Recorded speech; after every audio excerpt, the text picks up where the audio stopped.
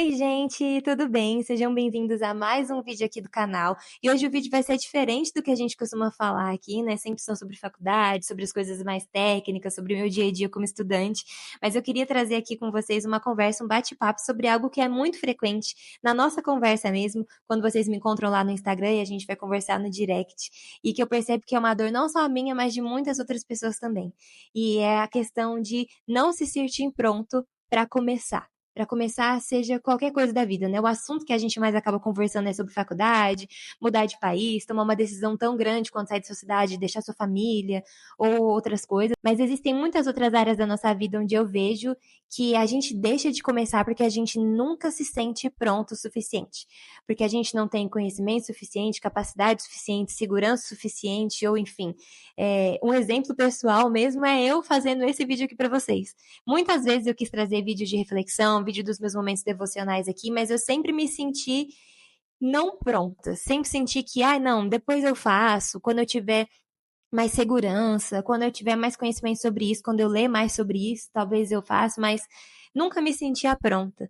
E aí, esses dias, no meu momento devocional, eu estava lendo 1 Crônicas, e aí eu li um versículo que marcou muito e martelou muito na minha cabeça, e eu decidi escrever o roteiro desse vídeo aqui, e já começando aqui também, tipo assim, a começar coisas que eu não me sentia pronta pra fazer. E a pergunta que eu quero começar é: quantas vezes você já deixou de começar algo, de fazer algo, de assumir uma responsabilidade, de assumir um papel, de assumir um cargo, ou de tomar uma decisão na sua vida, porque você não se sentiu pronto ou capacitado o suficiente pra fazer? Cara, eu já fiz isso várias vezes, isso já aconteceu comigo várias vezes, mas se a gente olha para a palavra de Deus, se a gente olha para a Bíblia, a gente vai ver que tem muitos exemplos de pessoas que não se sentiam prontas ou que eram humanamente incapazes ou se viam dessa forma para fazer algo grandioso, ou para fazer algo que Deus queria que elas fizessem, independente da magnitude que fosse isso, ou independente do entendimento da magnitude que essas pessoas tinham do que aquilo poderia vir a ser, mas que isso nunca foi um impedimento para Deus usar elas ou colocar elas onde ele queria que elas estivessem. Então, a palavra que eu estava lendo esses dias que me fez ter o start para gravar esse vídeo aqui, para escrever esse roteiro, tá lá em 1 Crônicas 29, logo no versículo 1 ali desse capítulo, que Davi tá numa assembleia e ele tá falando o seguinte sobre o filho dele, Salomão, que vai ser o sucessor dele ali, que vai ficar no lugar dele depois. E ele começa assim: Então o rei Davi disse a toda a assembleia: Deus escolheu meu filho Salomão e mais ninguém. Mas ele é jovem e inexperiente, e a tarefa é grande, pois o palácio não será feito para homens, mas para o Senhor nosso Deus. E aí, tá bom, eu tava lendo ali, eu já fiquei ali matutando um pouquinho nesse primeiro versículo, mas segui lendo ali, depois voltei nisso e fiquei ruminando isso dentro de mim, né? E uma coisa que me saltou ali, que me chamou muita atenção nessa parte, foi que Davi estava reconhecendo a inexperiência do filho dele perante uma assembleia, perante um monte de outras pessoas que sabiam que aquele seria o próximo rei, sabiam que aquele seria o sucessor e que ele teria grandes tarefas pela frente, né? Que ele seria o responsável pela construção do templo do Senhor, que era algo grande e era algo muito importante. Então, Davi estava ali reconhecendo que o filho dele era jovem e inexperiente. Isso não era segredo para Davi, isso não era segredo para todas as pessoas que estavam ali naquela assembleia, e se não era para eles, muito menos era segredo para Deus, de que Salomão era inexperiente e jovem. Porém, antes até dele falar que Salomão era jovem e inexperiente, Davi fala: Deus escolheu meu filho Salomão e a mais ninguém. E eu achei isso muito interessante, isso me chamou muita atenção, porque mesmo tendo esse entendimento de que ele era jovenzinho, de que ele não sabia muito o que ele estava fazendo, de que talvez ele não tivesse experiência nenhuma ali naquilo para assumir um papel tão grande, Deus escolheu a ele e a mais ninguém. E uma coisa interessante, que eu acho que também eu vejo assim na Bíblia que é um padrão de Deus, e daqui a pouco a gente vai trazer aqui alguns outros exemplos, mas que eu acho muito engraçado, porque Deus gosta de escolher as pessoas menos capacitadas, ou as pessoas que se julgam menos capacitadas, ou que realmente são, né, que às vezes não têm experiência de vida mesmo, que às vezes não tem tempo suficiente ali, que às vezes não tiveram idade suficiente, como esse caso. Mas ele gosta de escolher essas pessoas, porque é nesses momentos e na nossa inexperiência que existe um espaço para que ele seja glorificado. E o que me chama muita atenção também nesse versículo é quando Davi fala que a tarefa era grande, porque esse templo seria feito para homens, não seria feito para homens, mas para Deus. E é justamente na falta de preparo de Salomão que existe espaço para que Deus seja glorificado. Porque se existisse a capacidade de Salomão, se esse templo tivesse sendo feito para agradar os homens e não a Deus, eles escolheriam a melhor pessoa, a pessoa mais capacitada, sei lá, a pessoa que mais entendesse de arquitetura, a pessoa que mais entendesse de beleza, a pessoa que mais entendesse de qualquer outra coisa, entende? Mas na inexperiência, na falta de preparo, na falta de conhecimento, na pouca idade de Salomão, existia espaço para que a glória de Deus pudesse ser manifestada. Existia espaço para que a obra fosse feita pelas mãos do Senhor. Existia isso porque senão o saldo dessa conta cairia na conta de Salomão, ou cairia na conta de Davi, ou cairia na conta de qualquer que seja a pessoa mais capacitada que eles pudessem achar para fazer isso. E não nas mãos de Deus, e não para glorificar ao Senhor. Porque se nós ficamos esperando estarmos prontos, estarmos preparados, estarmos assim no ponto-chave, no ponto alto, para que a gente dê o primeiro passo, que espaço teria para que Deus operasse nas nossas vidas? Que espaço teria para que a glória do Senhor fosse manifestada na nossa vida? Tudo seria pela força do nosso braço, então, porque tudo seria pelo nosso conhecimento, pela nossa capacidade, pela força do nosso braço, pelo que a gente consegue fazer e pelo que a gente não consegue fazer, pelas nossas limitações. Deus não nos escolhe porque nós estamos prontos ou porque nós somos capacitados o suficiente, até porque nós nunca seríamos capacitados o suficiente para fazer algo para o Senhor.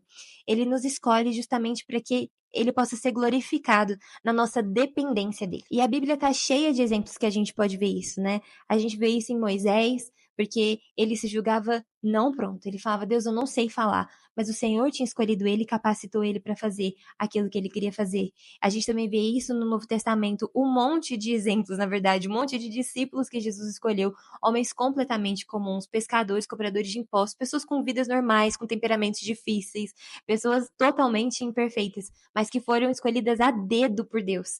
Cara, isso explode assim a minha mente, sabe? Porque dentro de, sei lá, tantas possibilidades, Deus escolheu os esquentadinhos, Deus escolheu aqueles que talvez não se dessem bem entre eles, Deus montou uma equipe improvável, uma equipe de pessoas improváveis para fazer aquilo que ele queria fazer na terra através dessas pessoas. E justamente aí ele foi glorificado, justamente aí a gente viu a mão de Deus, um monte de pessoas que talvez o olhar de quem estava de fora julgasse, cara, isso não vai dar certo, juntar essas características, essas personalidades, juntar essas pessoas não vai dar certo. Mas era a mão de Deus guiando e fazendo tudo aquilo, e ele sendo glorificado em todo o processo. A gente também vê isso no pai de Salomão, a gente vê isso lá no comecinho da história de Davi também, quando eles estavam ali para ungir o próximo rei, né? Quando Deus tinha mandado fazer isso, Davi não foi nem cotado pela sua família, entendeu? Tipo assim, ele era tão desconsiderado e ele era considerado tão não pronto, tão não capaz, que ele não foi nem cotado, ele nem estava na sala, ele não foi nem convidado para a mesa, ele não foi nem convidado para o rolê, entendeu? Tipo assim, ele foi deixado totalmente de escanteio, mas era ele que o Senhor queria. O Senhor escolhe os improváveis e a Bíblia está cheia de exemplos disso. E isso é muito legal porque o Senhor se manifesta justamente na nossa pequenez, para que fique claro que tudo vem dele. E a gente tem alguns exemplos aí bíblicos também, alguns versículos que a gente vê esse padrão de Deus aí, né? A gente vê isso em 2 Coríntios 12:9, que diz: a minha graça é suficiente para você, pois o meu poder se aperfeiçoa na sua fraqueza. Isso aí, com certeza, talvez você já tenha ouvido falar, um versículo bem conhecido.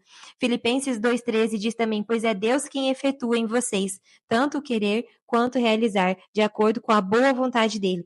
Então, se Deus colocou algo no seu coração, ele vai te capacitar para fazer, porque a obra não é sua, porque o plano não é seu, não foi você que traçou, não é você que sabe o começo, nem o meio, nem o fim, e você vai se tornando capaz de fazer aquilo no caminho. Porque além do Senhor querer concluir aquilo que ele tem para fazer, às vezes talvez para um bem comum, às vezes para abençoar a vida de outras pessoas, existe o processo que ele está fazendo em você nesse caminho também. Existe o quanto você está amadurecendo, o quanto você está crescendo em intimidade, em relacionamento com Deus, o quanto você está crescendo como ser humano, o quanto você está entendendo essas verdades bíblicas aqui, o quanto você está entendendo que é na sua fraqueza que o Senhor é glorificado, o quanto você está entendendo que a obra é dele, não sua, até para que não haja espaço para o nosso ego. Porque o nosso ego já causou problemas demais, a vontade de grandeza do ser humano já causou problemas demais na nossa história, e a gente sabe disso. Então, entregar esse controle nas mãos de Deus e entender que nós somos simplesmente ferramentas e que nós estamos sendo trabalhados no caminho e que é no caminho que as coisas vão acontecendo e o Senhor vai capacitando a gente, é uma chave que eu acho que se a gente consegue virar na nossa cabeça, tira esse medo da gente, porque uma coisa que eu sempre converso com o Vini aqui em casa também é que às vezes, muitas vezes, esse nosso medo de começar tá diretamente ligado à nossa arrogância e ao nosso ego, ao nosso medo de errar, ao nosso medo de falhar, o que vão falar de mim, o que vão pensar de mim, como eu vou ficar visto, e são muitos eu, numa história que não é sobre a gente, num trabalho que não é sobre a gente, sabe? Numa obra que não é nossa, esse plano não é nosso, a gente faz parte de um plano, mas nós não somos os arquitetos desse plano. A gente simplesmente faz parte dele, fomos incluídos nele por misericórdia, fomos incluídos nele por amor e graça. Mas não é sobre a gente, é sobre o Senhor. Tudo vem dele, tudo volta para ele. E é justamente o que a gente estava falando aqui em Filipenses. De acordo com a boa vontade dele, o querer e o efetuar vem para a gente cumprir a boa vontade dele e não a nossa. Então, para a gente resumir e fechar esse vídeo, se Deus colocou algo no seu coração, não espere estar pronto. Não cometa esse erro. E não subestime o poder de Deus de te capacitar no meio do caminho também. Tem um coração obediente, tem um coração entregue à vontade de Deus. Também tô aprendendo isso, também tô aprendendo a me render, a deixar o meu ego de lado, a minha arrogância de lado, ao que vão pensar de mim de lado, a se tá certo e errado de lado. Não tenho que pensar em acertar o tempo todo. Não vou acertar o tempo todo, mas o mais importante tem que ser, em todo tempo eu obedeço à vontade do meu Deus. Em todo tempo ele me chama e eu respondo. Ele pede e eu obedeço. E a gente vai sendo capacitado no meio do caminho. Então, se o Senhor colocou algo no seu coração, não desobedeça. Faça, comece, ainda que meio aos trancos e barrancos, ainda que meio sem saber muito por onde começar, vai pedindo orientação no meio do caminho, tenha coragem, tenha ousadia de dar o primeiro passo. Às vezes, tudo que Deus quer da gente é que a gente dê o primeiro passo, e o resto, ele vai direcionando. A gente nem sabe para onde a gente está indo muitas vezes. Às vezes eu me sinto assim num caminho vendada e eu tô só sendo guiada, escutando uma voz aí e seguindo o som da voz de alguém.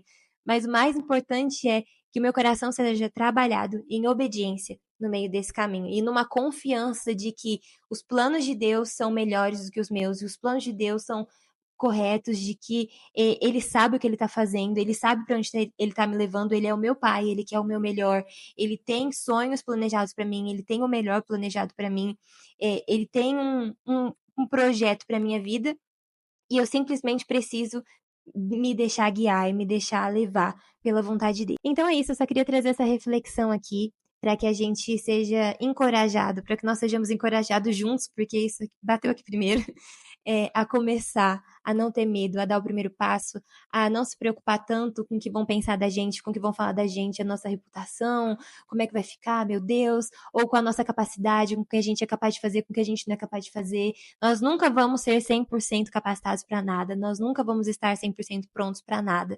Então, se você tem sentido algo de Deus no seu coração, se você tem sentido um direcionamento, se você tem que tomar uma decisão, algo assim, converse com o Senhor.